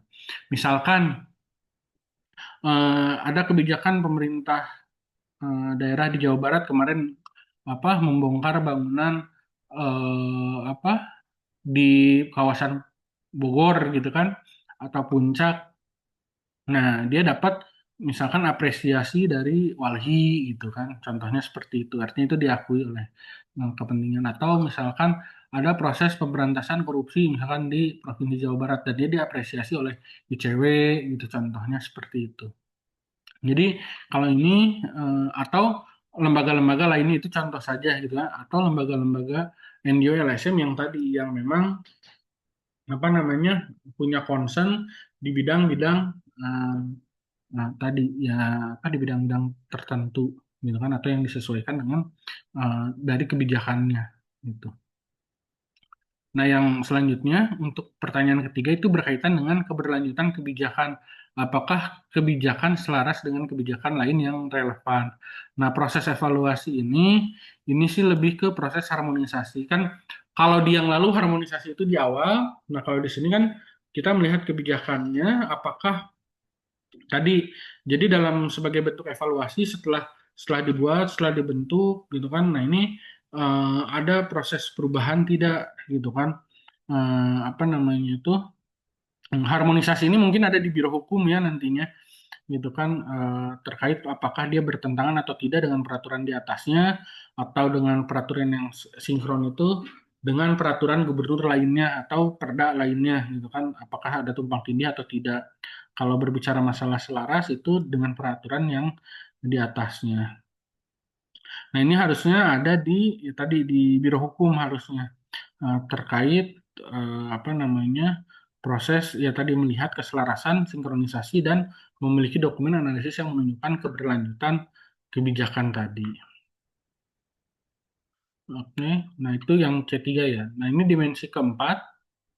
Nah, ini ada dua pertanyaan. Yang pertama itu nilainya ya 50% dari 15% itu poinnya 7,5. Nah, kalau ini informasi terkait informasi ini tadi ya, informasi kebijakan transparan, mudah diakses dan tersedia dalam berbagai format gitu. Apakah ada informasi kebijakannya transparan tapi sulit diakses? Ada gitu kan. Tapi saya nggak berani nyebutin contohnya. Terus informasi kebijakan transparan, mudah diakses, tapi formatnya terbatas gitu kan. Artinya kalau format terbatas itu kemarin kita menyepakati kalau cuma ada di JDIH saja gitu kan informasinya, nah itu kan terbatas. Artinya ketika hanya ada satu media saja yang digunakan gitu kan, nah ini kita anggap terbatas. Tapi kalau ada lebih dari dua media yang digunakan itu kita katakan ada di dalam berbagai format. Contohnya ini kan di bawah ada apa namanya penjelasannya. Sebenarnya ini kayak yang dulu itu pertanyaan yang seberapa variasi dan frekuensi digunakannya apa namanya proses penyebaran informasi terhadap kebijakan tersebut, gitu kan? Nah, ya semakin banyak, semakin bagus. Tapi yang kita katakan terbatas di sini tuh dikatakan hanya satu apa namanya itu format saja. Kemarin itu menyepakatinya antara kita Kornas dengan apa dengan verifikator. Jadi kalau dia lebih dari satu, kita anggap itu sudah berbagai format. Misalkan tadi, apakah dalam bentuk PDF, infografis di media sosial, bentuk audio visual, audionya saja, atau videonya saja, atau misalkan dibuatkan juga versi bahasa daerahnya, gitu kan. Apalagi ya Jawa Barat kan sekarang lagi apa namanya itu kental dengan Kasundaannya itu nih. Siapa tahu nanti kebijakannya itu dibikin dalam bentuk versi bahasa daerah gitu kan untuk ke beberapa kelompok masyarakat misalkan yang ada di wilayah yang masih kental menggunakan bahasa daerah gitu kan. Kalau di daerah lain kan masih ada yang beberapa tempat yang apa masyarakatnya itu tidak bisa berbahasa Indonesia gitu kan. Itu saya kalau di Jawa Barat seperti apa? Kayaknya sih udah banyak yang apa namanya terbiasa menggunakan bahasa Indonesia ya. Itu kalau untuk informasi. Nah, yang kedua ini tadi apakah ada mekanisme masyarakat untuk memberikan masukan atau mengajukan keberatan? Ya paling gampangnya mah ini ada lapor lah, misalkan buktinya itu ada lapor. Nah, tapi ya tadi eh, kalau ini tapi harus dikaitkan dengan kebijakan tadi. Ya ada mekanisme dalam dalam proses apa namanya mendapatkan input masukan tadi dari lapor. Misalkan ada nggak sih tanggapan atas masukan publik tadi? Nah, ini yang dilihat kalau misalkan dalam konteks apa namanya itu memberikan masukannya itu apa, kait kebijakan tersebut gitu. Bukan bukan bukan yang lain-lain gitu kan. Nah, di sini di riwayat tanggapannya juga kalau bisa dibuktikan kalau ada, nah itu bisa dilampirkan sebagai bukti dukung gitu. Itu lapor mah salah satu aja. Kalau misalkan ada yang lain bisa gitu kan tanggapan atau masukan dari apa publik ini kan juga bisa dalam bentuk apa dokumentasi kan tadi ya terhadap masukan publik. Nah, ini kan bisa aja dalam proses FGD gitu kan. Kita ada notulennya, terus tanggapannya seperti apa gitu kan. Tindak lanjutnya seperti apa ini juga bisa dimasukkan gitu. Itu jadi tapi salah satunya ya salah satu bentuknya itu ya tadi dengan lapor juga itu bagian dari kanal aduan gitu kan itu di apa namanya dimunculkan juga bukti dokumennya bahwa apa namanya itu kanal aduan lapor ini juga menjadi bagian yang nantinya disosialisasikan dalam kebijakan ini, gitu. Nah, itu kurang lebih Bapak Ibu sekalian apa namanya eh, indikator-indikatornya tadi yang berubah menjadi 11 saja, gitu kan. Kalau kalau sebelumnya gitu kan menjelaskan ini tuh karena 39 bisa 2 jam gitu kan, tapi karena sekarang udah apa sepertiganya lah kurang lebih gitu ya. Nah, ini bisa menjadi lebih cepat dan ya tadi kalau tingkat kemudahan kan tergantung kita mendokumentasikan dari apa? Mendokumentasikan dari tadi bukti-bukti dukung tadi. Nah, ini memang akan kembali kepada tingkat sebenarnya mudah, tapi tadi menjadi sulit itu kalau misalkan kita tidak mendokumentasikan semua proses yang tadi itu dengan baik. Sebenarnya kalau misalkan proses itu dilakukan dengan baik dan ya kalau kemarin kan Jawa Barat mah juga dengan instrumen yang lalu juga kan menjadikan bahan ini apa namanya instrumen-instrumen ini bagian dari IKU-nya ya. Nah ini bisa bisa disesuaikan gitu kan. Bisa menjadi maksudnya disesuaikan dari instrumen yang sebelumnya dengan instrumen yang sekarang yang menjadi acuan dalam proses penyusunan kebijakan dan pengelolaannya mulai dari tadi perencanaan sampai ke evaluasi. Tapi ya tadi kata kuncinya untuk IKK yang saat ini itu adalah melihat dampak, artinya tadi implementasi dan evaluasi ini menjadi nilai yang paling besar dalam proses pengukuran IKK ini. Seperti itu mungkin Pak Rahmat, mangga kalau misalkan ada yang ingin didiskusikan. Siap, atur nuhun Pak Guru atas insight-insightnya. Sebetulnya saya juga tadi ada yang kelewat tadi. Iya. Pak, jadi tadi tuh malah sibuk nyariin Permenpan. Ke distract. Ke distrik baca-baca Permenpan. Jadi malah yang pas untuk yang ini Pak Guru, untuk yang apakah memiliki dampak yang terukur bagi masyarakat, kan di sini harus ada diakui oleh lembaga independen. Nah, ini lembaga independen itu kan di luar pemangku kepentingan NGO, LSM. Nah, ini kita mungkin tidak terbiasa ya misalkan mendapatkan pengakuan dari lembaga independen seperti itu. Apakah bisa misalkan melalui berita di media massa bahwa ada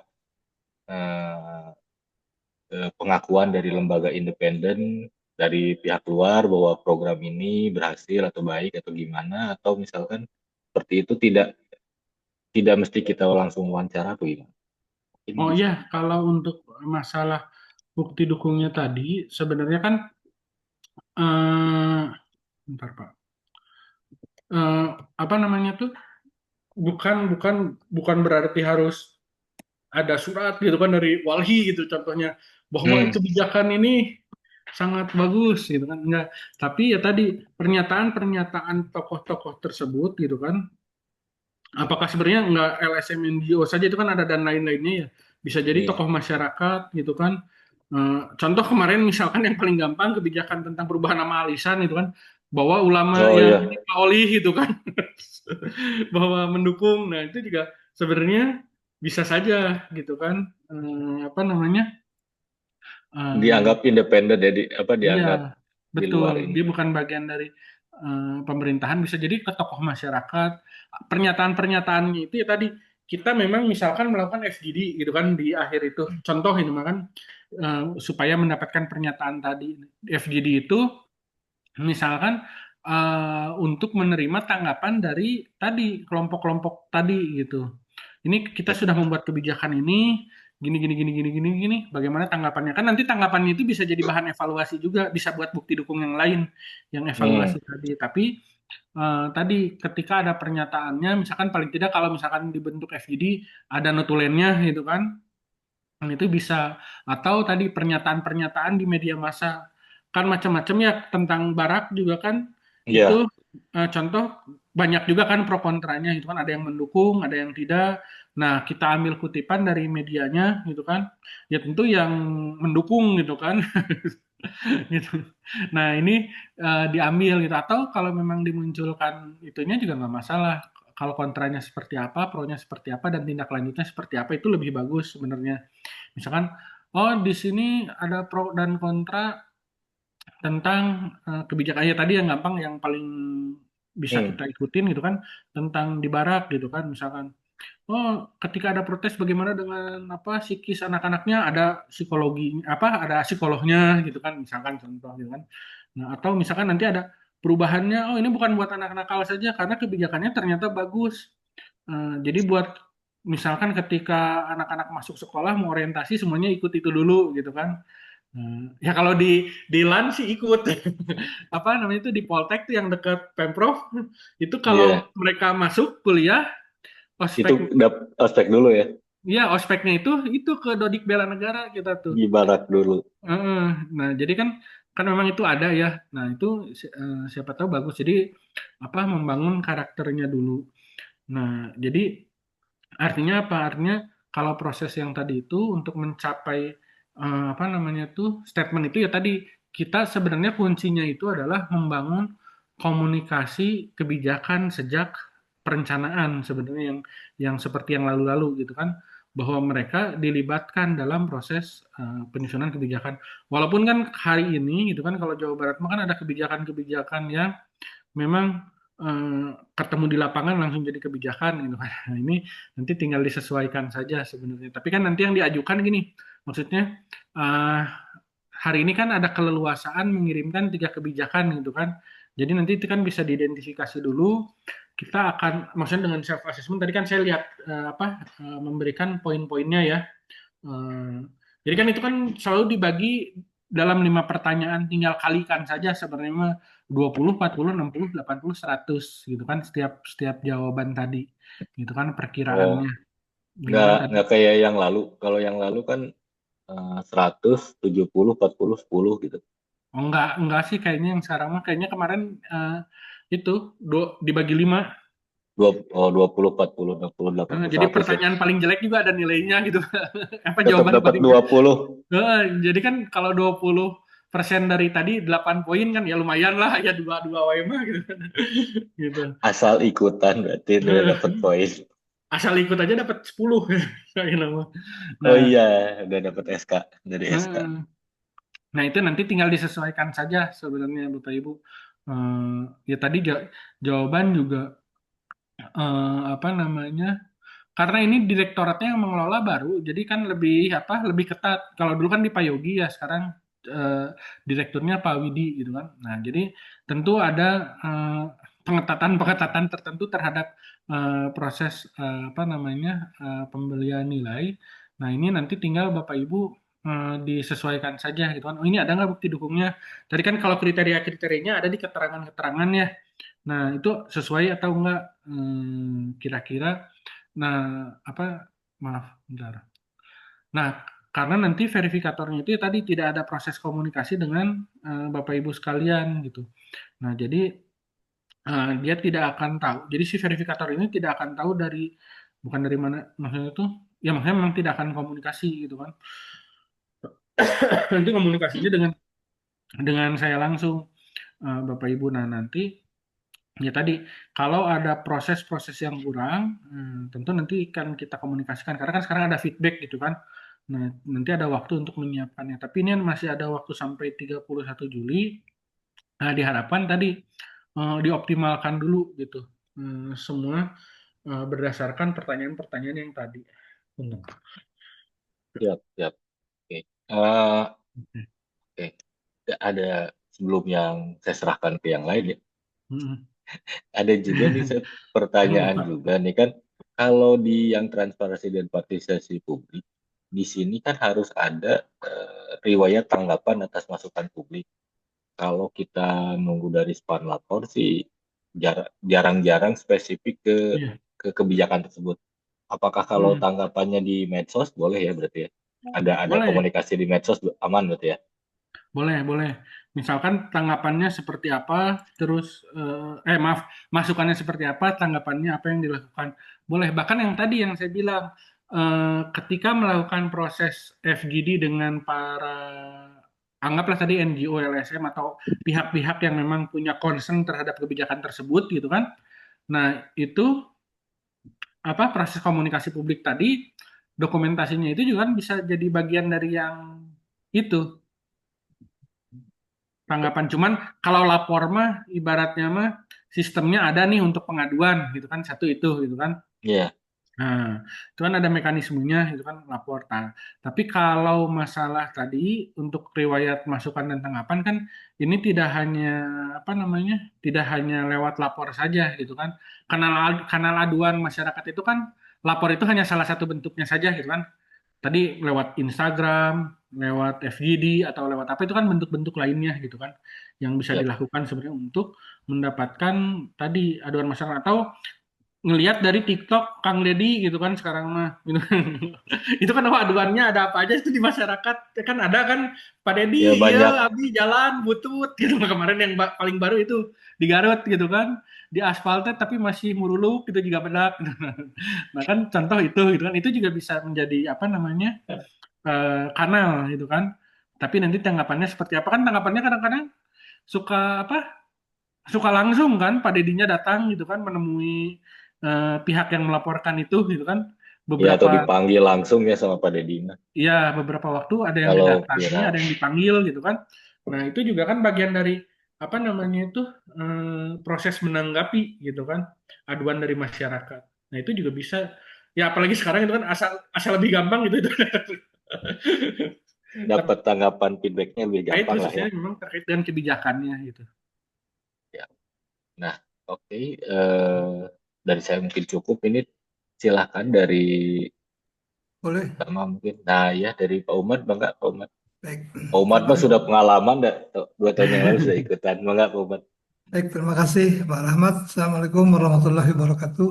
Waalaikumsalam. Waalaikumsalam Guru warahmatullahi yang wabarakatuh. saya hormati, Bapak dan Ibu dari perangkat daerah yang saya hormati, saya banggakan. Alhamdulillah ya untuk pemerintah daerah Provinsi Jawa Barat ini khususnya yang menjadi program unggulan di Biro Perekonomian itu ada 3, Pak. Yang pertama adalah pengendalian inflasi, yang kedua adalah regenerasi petani, dan yang terakhir adalah pengendalian alih fungsi lahan. Jadi ini yang fokus mungkin untuk IKK ini kita akan di regenerasi petani gitu Pak, melanjutkan Ya. program-program regenerasi petani yang dari tahun 2021 sesuai dengan Pergub 25 tahun 2021, kemudian Pergub 9 tahun 2022, dan terakhir adalah Pergub 36 tahun 2023.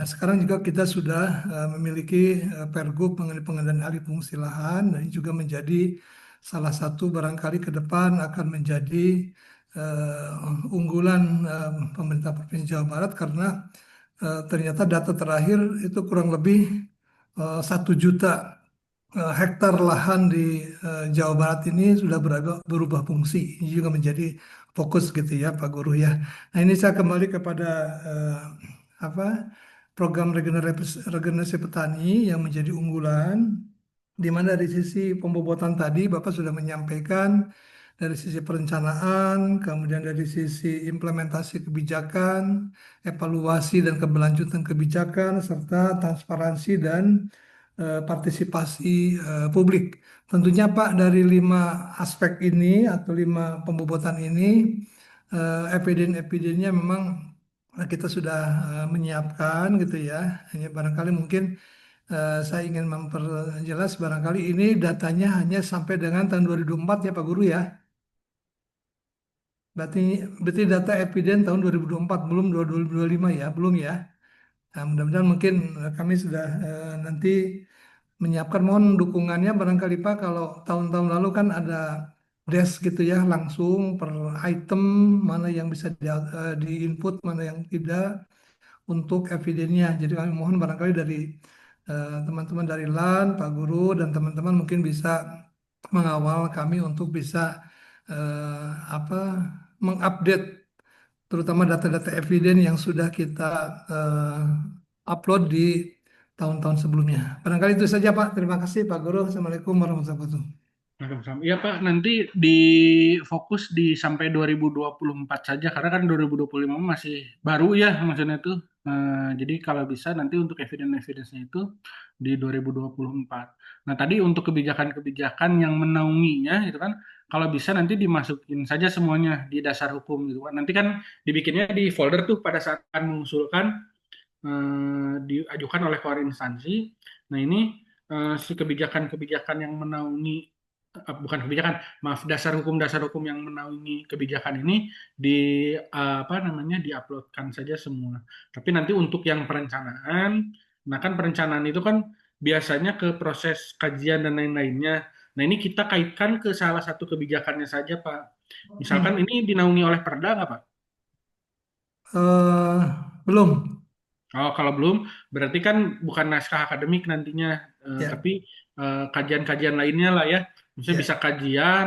Jadi kalau kemarin, jadi nggak mesti polisi brief ya Pak ya, bahkan ya, telah pun bisa. Tapi kalau bisa yang lebih, apa namanya itu, lebih kompleks, dalam hal ini misalkan kajian, itu juga lebih bagus. Itu kalau ada kajian-kajian.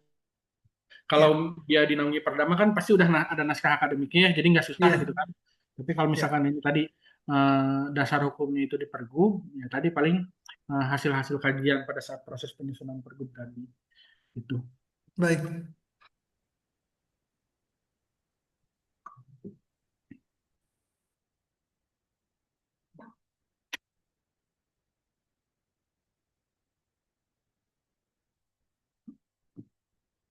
Mangga Pak Rahmat, Baik, Bismillah, izin Pak Guru. ya. Septian. Ya, eh untuk di ini ya pertanyaan di implementasi kebijakan Hmm. terkait apa namanya eh, regulatory impact assessment gitu. Oh, Tadi Ria. kan, tadi kan di sini kan sebetulnya ada opsi ya Ya. dokumen lain yang relevan gitu. Nah, Nah, jika di perangkat daerah terpilih itu belum menyusun RIA atau misalkan si apa namanya resiko-resiko itu belum terpetakan di apa namanya ditelaahnya gitu ya, apakah si dokumen analisis resiko itu bisa dibuat terpisah atau gimana gitu bentar di di mana ya? implementasi kebijakan Pak Guru? Oh, pertanyaan 3 ya. Ya, sorry di perencanaan kebijakan Iya, di pertanyaan 3 ya. iya. A3 ya. Iya, bukan di situ boleh bentuk laporan lainnya gitu. Hmm. Iya, jadi eh, ini tadi apa namanya tuh antar ini maaf bentar, saya lagi nyusun kata-kata. Nah, jadi kalau misalkan laporan lainnya itu ya tadi kalau RIA itu memang wajib kalau dia naskah akademik biasanya harusnya ada. Kalau yang Hmm, sekarang itu setiap naskah akademik itu harus di dalamnya itu ada RIA-nya. ya. Nah, kalau yang nggak tahu nanti mungkin yang sekarang-sekarang mungkin yang akhir-akhir itu pasti ada RIA-nya. Tapi ada juga yang tidak ada RIA-nya kan. Betul Nah, Pak. itu nanti ya tadi dibuatkan saja apa namanya itu kayak ya analisis dampak dalam bentuk lain kan ini bisa bisa bisa dibuat CBA gitu kan. Apalagi Siap. kalau tadi yang misalkan yang pertanian tadi yang pergub gitu kan. Mm-mm. Nah, ini bisa dimunculkan di kajian tadi gitu. Atau kalau memang di kajian itu tidak ada, ya harusnya ada, bukan harusnya ada, kemungkinan besarnya ada gitu kan biasanya. Ya, Tapi harusnya kalau muncul ya. harusnya muncul itu kalau kajiannya benar tuh. Tapi kalau memang nggak ada, ya tadi dibuatkan kalau kalau yang di instrumen yang dulu itu ada peta mitigasi risiko gitu kan. Oke. Nah, itu dibuatkan dampaknya kira-kira risiko dan dampaknya itu akan seperti apa kebijakan ini gitu. Itu harusnya maksudnya itu bisa dibuatkan gitu kan, nggak mesti dalam satu di naskahnya. Kecuali kalau tadi kalau Perdama kalau tidak salah di dalam itu harus ada rianya. Kalau naskah akademiknya belum ada ria, berarti kan itu belum sesuai tuh. Nggak apa-apa, kita bikinkan saja yang lainnya. Yang penting itu tadi apa namanya itu ada hasil analisis yang namanya tuh hasil analisis atau laporan yang bisa menjelaskan dampak dari kebijakan ini, gitu sebenarnya. Artinya tadi kalau terpisah memungkinkan saja gitu Pak. Yang terpenting itu muncul gitu. Siap, siap. Hatur nuhun Pak Guru. Jadi Menarik kan ya.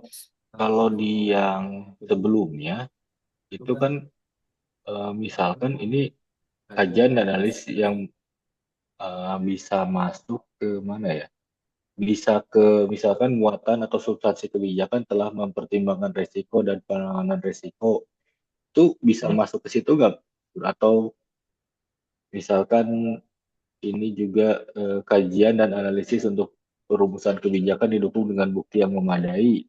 Kan di pertanyaan yang sebelumnya seperti itu. Apakah itu bisa masuk ke menjawab pertanyaan yang barusan yang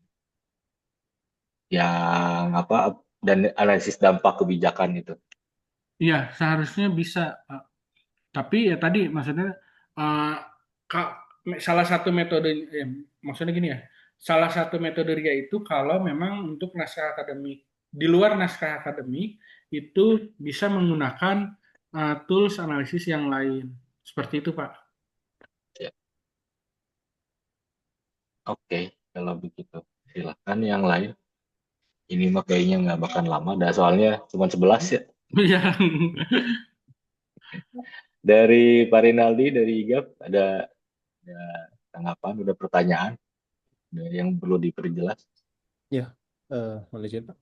Pak, suara saya terdengar dengan jelas. Jelas, jelas. Ya, izin Pak, saya Rinaldi dari Diskominfo Provinsi Jawa Barat ya. Kaitannya mungkin terkait kebijakan SPBE ya Pak.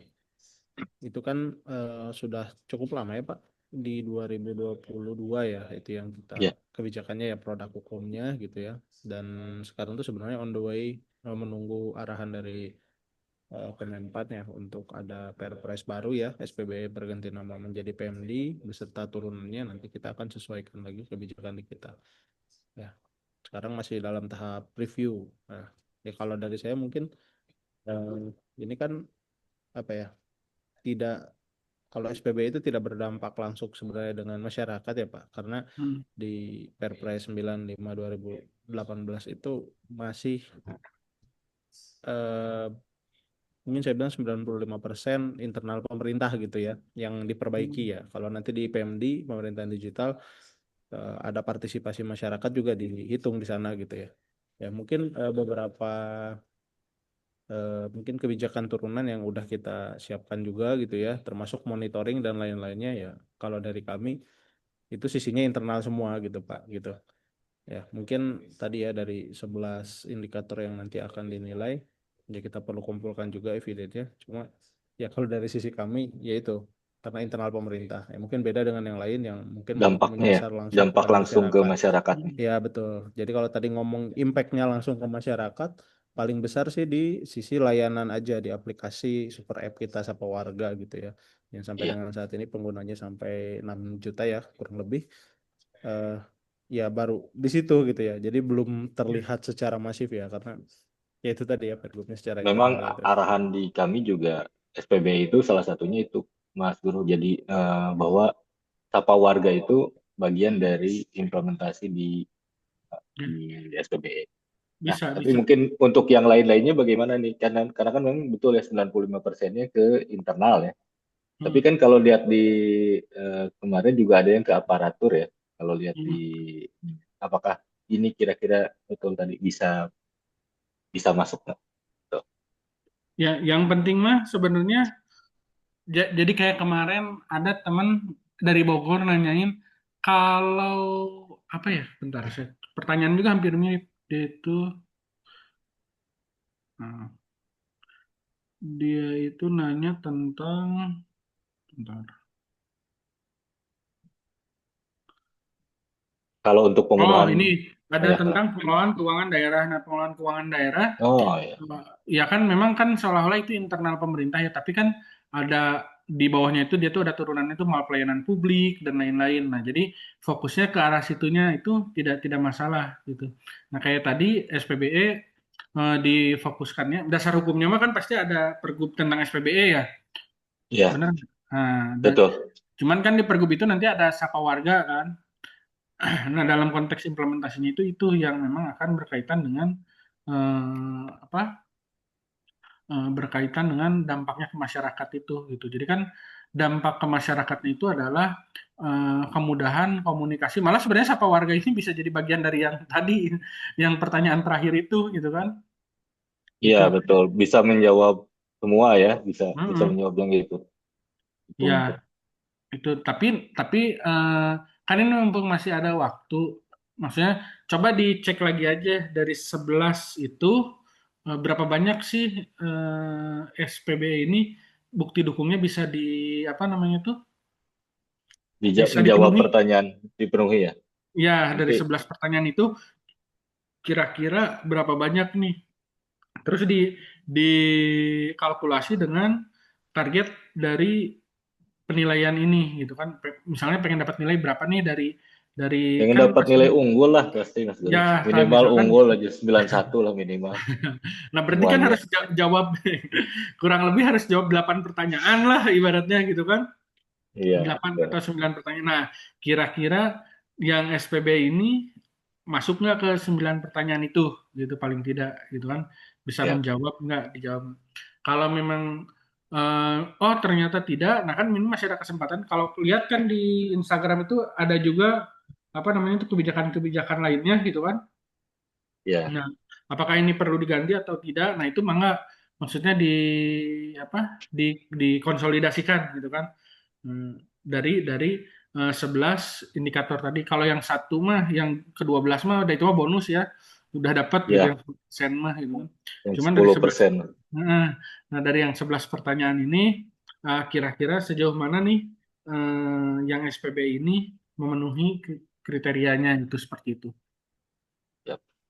Nanti mungkin kita kunjungan lagi nih ke Pak Rinaldi ya. Rinaldi. Nah, Untuk yang 11 ini nanti kita bahas internal ya. Ya boleh Pak, pemenuhan. kalau bisa indikatornya udah siap gitu ya, kita tinggal isi evidennya aja gitu. Ya, saya mau kasih masukan nih, kebetulan saya harus ada kegiatan lain nih. Oh ya siap Pak Diki. Mangga aku tuh. Mangga. Ya, Silakan. jadi tadi kan ada 3 ya yang akan kita coba untuk menghitung indeks kualitas kebijakannya. Betul, Salah satunya gerbang desa ya. betul. Bapak Saya banget perlu Pak. sampaikan, gerbang desa ini tahun 2024 mendapatkan penghargaan tertinggi dari Bappenas, yaitu tentang perencanaan P2PD ya, perencanaan pembangunan daerah. Jadi itu harus di notes ya oleh BP2D bahwa Jawa Barat ranking pertama di Indonesia dan langsung diserahkan oleh Presiden. Bahkan kita mendapatkan dana insentif pada waktu itu sekitar kalau tidak salah 25 miliaran. Terus turunan dari gerbang desa itu, CEO BUMDes, itu wakil dari Jawa Barat untuk Innovative Government Award ya, yang non-digital. Dan kita mendapatkan penghargaan tertinggi juga. Jadi kalau tadi ada 9 pertanyaan dan sebagainya, saya pikir gerbang desa ini sudah mempunyai kelengkapan itu.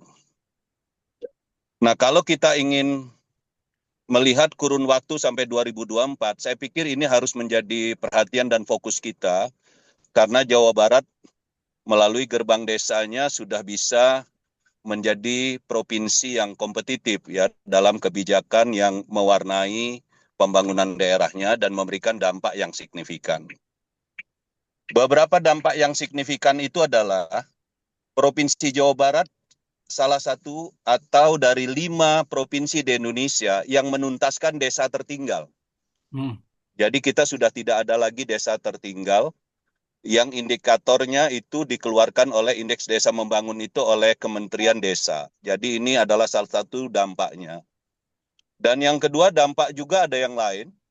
Beberapa desa mandiri dengan BUMDesnya itu menjadikan BUMDes yang pada saat tahun 2024 tercatat sebagai BUMDes yang mempunyai kontribusi besar bagi kemajuan desa, baik dalam hal pendapatan asli desanya, ya, maupun juga BUMDes yang memberikan dampak ekonomi secara keseluruhan termasuk tenaga kerja desa. Jadi kita katakan ini sebagai BUMDes dengan ranking tertinggi karena omsetnya sudah di atas 1 miliar dan pemasaran tidak lagi berada di lokal.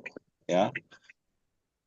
Kemudian juga dampak lainnya adalah beberapa yang kita lihat di desa, tumbuhnya inovasi-inovasi yang dipioniri oleh beberapa pionir desa dengan kontribusi dari patriot desa. Jadi ini juga memberikan dampak kemajuan, dan itu juga bisa kita lihat tidak hanya dari sisi ekonomi, tetapi juga dari sosial dengan tuntasnya posyandu-posyandu yang Pratama menjadi posyandu yang mandiri. Jadi kita semua posyandu yang ada di desa juga sudah menuju ke sana. Nah, banyak hal yang sudah kita capai tidak bisa saya sampaikan di sini, tetapi jelas bahwa gerbang desa ini bisa membuktikan bahwa pembangunan itu harus barometernya di desa. Karena apapun yang kita lakukan pasti ujung-ujungnya di desa.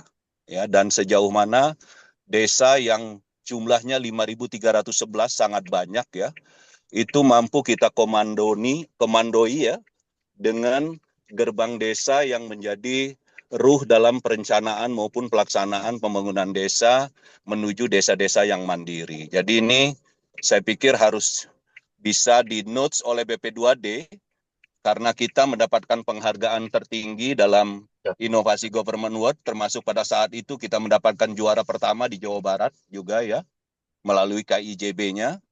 Dan di nasional, gerbang desa ini kita mendapatkan penghargaan tertinggi pertama ya, ranking pertama dari seluruh provinsi ya, karena kita mampu mempunyai mekanisme dan sistematika yang tepat ya dalam hal perencanaan yang berbasis desa. Jadi ini saya hanya mengingatkan saja agar kita tidak setback ya dengan beberapa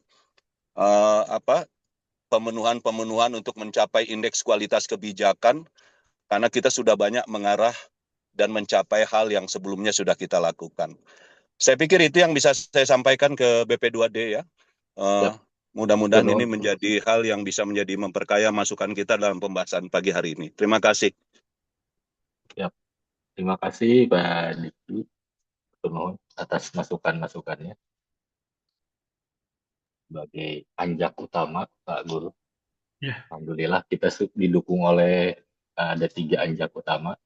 Mungkin juga mangga kalau dari anjak-anjak utama yang lain, Pak Ip atau Bu Dewi, Bu Adeng ya. Pak Ip lagi tidak di tempat. Bu Dewi kadang tadi mungkin masuk bus ya, jadi agak lambat. Ya, Jadi ini ada acara. Pak Rahmat paling Ya. ini karena penilaian ini kolektif, apa namanya IKK ini kolektif, jadi memang perlu, apalagi ini sebenarnya ada kesempatan untuk memasukkan bahwa 3 kebijakan itu kan memang sudah bisa kebijakan yang sudah dipersiapkan gitu kan, mulai dari hulu ke hilirnya itu udah clear gitu. Nah ini jangan sampai nanti ada kebijakan yang misalkan tadi gerbang desa sudah sangat bagus, nanti pembaginya yang lain juga kan tentu harus yang seimbang gitu Pak. Betul. Jangan sampai nanti ada yang jadi istilahnya jomplang pamaeh, gitu. maunya pamaeh. Bukan pamaeh.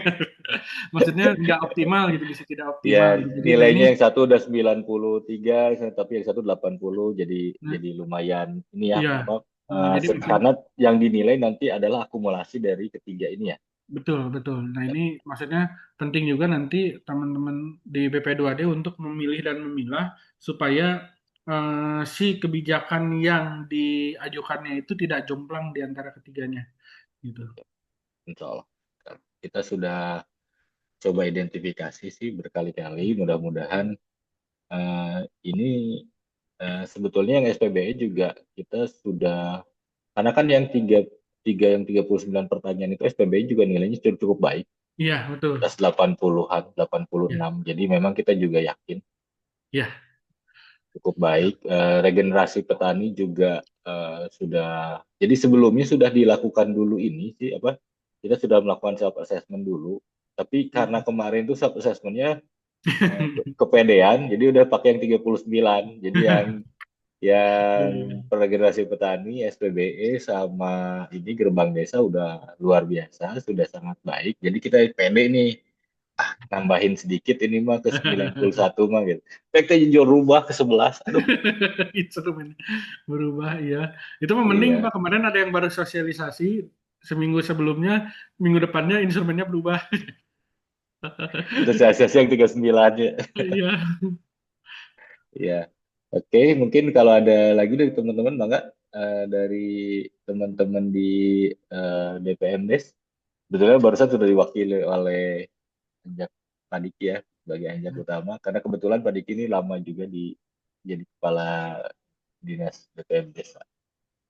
Tapi kalau memang ada yang lain, Bangga, silahkan dari Pak, DPMDes. Pak Diki sekarang di Biro Perekonomian, Pak. Jadi Iya, dari enggak. Pemdes belum ada wakil, tah? Iya, tadinya pernah lama Pak di sana. Ya, sekarang kan kalau dari Pemdes ada wakilnya, ada yang mau ditanggapi. Dari di sini ada Bu Utami, siapa lagi? Ada Pak Aib, Bu Utami sama Pak Aib, Bangga kalau ada yang mau ditanggapi. Ini Pak, Oke, gimana Bangga? mungkin untuk eviden-eviden yang sudah dijelaskan tadi, mungkin kita akan menyusun ulang kembali Pak, sesuai eviden yang udah pernah di-upload juga di Surabi seperti itu. Insya Allah bisa maksimal mungkin dengan arahan juga dari BP2D gitu Pak, kurang lebih. Terima kasih. Siap, atur nuhun.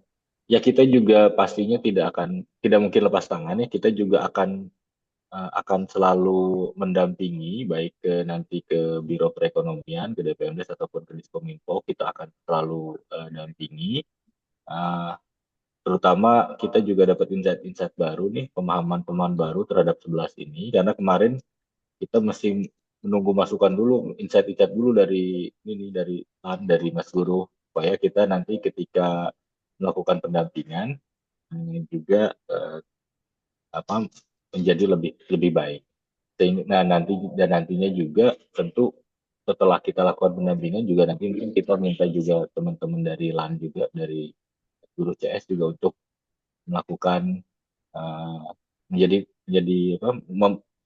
melakukan verifikasi lagi sebelum kita input ke sistem. Mungkin seperti itu nanti ke depan supaya uh, karena kita kan tidak hanya sebetulnya betul tidak hanya mengejar nilai, tapi juga kita pengen sebetulnya yang terbaik itu seperti apa. Sehingga nanti kalau dilakukan bimbingan dari teman-teman lain, kita tidak hanya mengejar target nilai. Kalau hanya target nilai, mungkin uh, ya kita bisa paksain aja ya Pak Guru ya, bisa di gimana gimana lah. Kalau tapi kan kita lebih pengen tata kelola kebijakan yang baik dan benar itu betul-betul terlaksana secara baik dan benar di situ. Itu mungkin. Oke, terima kasih dari Bu Utami. Ada lagi? Kalau tidak ada, mungkin kita cukupkan dulu sekian. Dari yang lain, kalau tidak ada, oke. Atur nuhun ini atas segala masukan dan inputnya. Nanti mungkin kalau ada kesulitan-kesulitan lagi, japri-japri aja ya Pak Guru ya. Iya, mangga. Nanti kalau ada kesulitan-kesulitan lagi, pasti nanti mungkin kita akan menemukan beberapa hambatan itu kalau pada saat kita pendampingan ke bareng-bareng pengisian dari bukti dukungnya. Mungkin nanti itu akan ada sedikit-sedikit perlu masukan lagi dari Pak Guru.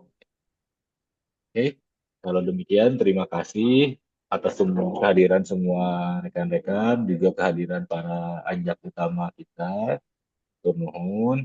Lalu kalau begitu saya coba kembalikan dulu ke Bu Kabit kalau memang ada kata penutup. Mangga Bu Kabit, Assalamualaikum warahmatullahi Ya, hatur nuhun Pak Rahmat, hatur nuhun rekan-rekan. Terima kasih Pak Guru pencerahannya. Sekali lagi, kita semua ini kan kebersamaan ya, kolaborasi. Jangka pendek adalah mengamankan nilai indeks kualitas kebijakannya Pemprov Jabar. Kita sudah baik, mudah-mudahan di tahun ini lebih baik lagi. Yang kedua mungkin tadi mohon keikhlasan, dukungan dari semuanya, support ya. Mungkin setelah ini nanti kami di BP2D akan membagi tim langsung pendampingan dan untuk jadwal kami menyesuaikan mungkin ya nanti saling menyesuaikan lah dengan jadwal rekan-rekan. Itu saja mungkin Pak Rahmat. Kemudian ya setelah ini langsung pendampingan, tapi sebelum pendampingan mohon rekan-rekan di perangkat daerah sudah mempersiapkan berkas-berkas pendukungnya ya Pak ya. Jadi biar Iya bisa betul Bu. lebih cepat lagi gitu ya. Kita coba selesaikan target di tanggal 31 Juli 2025. Pemprov Jabar itu sudah PD ya, input gitu ya, sudah selesai input data ke aplikasi Jangan LAN RI. 31 Juli Bu. Oh jangan ya, jangan. Jangan. Jangan Sebelumnya ya. kalau bisa. Ya, kalau bisa sih kalau Jumat Senin lah ya 28 Juli gitu ya. Minimal sudah beres gitu ya, sudah selesai input. Yap. Itu aja mungkin Pak Rahmat. Yap. Kita tutup aja ya dengan mengucapkan Alhamdulillahirobbil alamin. Semoga apa yang kita lakukan ini menjadi catatan amal kebaikan dan menjadi bentuk kontribusi dukungan untuk Jabar istimewa ke depannya. Itu saja kita tutup. Foto dulu mungkin Bu. Bentar. Oh foto dulu, belum difoto ini. Ya. Udah enggak? Bentar. Ya Ya rekan-rekan. rekan-rekan. Mohon diaktifkan kameranya. Kita akan berfoto terlebih dahulu. Ya. Oke, 3, 2, 1. Ya, satu nuhun. Mangga Bu kembali lagi. Ya, mohon Lupa. juga diisi absensinya karena sekarang kita udah belajar evidence base ya, apapun tindakan kita ada bukti dukungnya seperti itu. Tolong diisi absensinya, untuk materi juga sudah di-share oleh Pak Rahmat. Dan jika ada hal-hal yang ingin dikomunikasikan dari rekan-rekan Dinas Desa, Diskominfo, dan Biro Perekonomian, jangan sungkan-sungkan menghubungi kami, terutama Pak Rahmat ya. Nomor kontaknya ada di surat gitu ya. Nah, itu saja mungkin kita tutup pertemuan hari ini dengan mengucapkan Alhamdulillahirobbilalamin. Alhamdulillahirobbilalamin. Billahi taufiq wal hidayah. Wassalamualaikum warahmatullahi wabarakatuh. Waalaikumsalam warahmatullahi wabarakatuh. Atur nuhun sadayana. Umat atur nuhun. Sami-sami. Sami atur nuhun sadayana. Jin live ya. Assalamualaikum.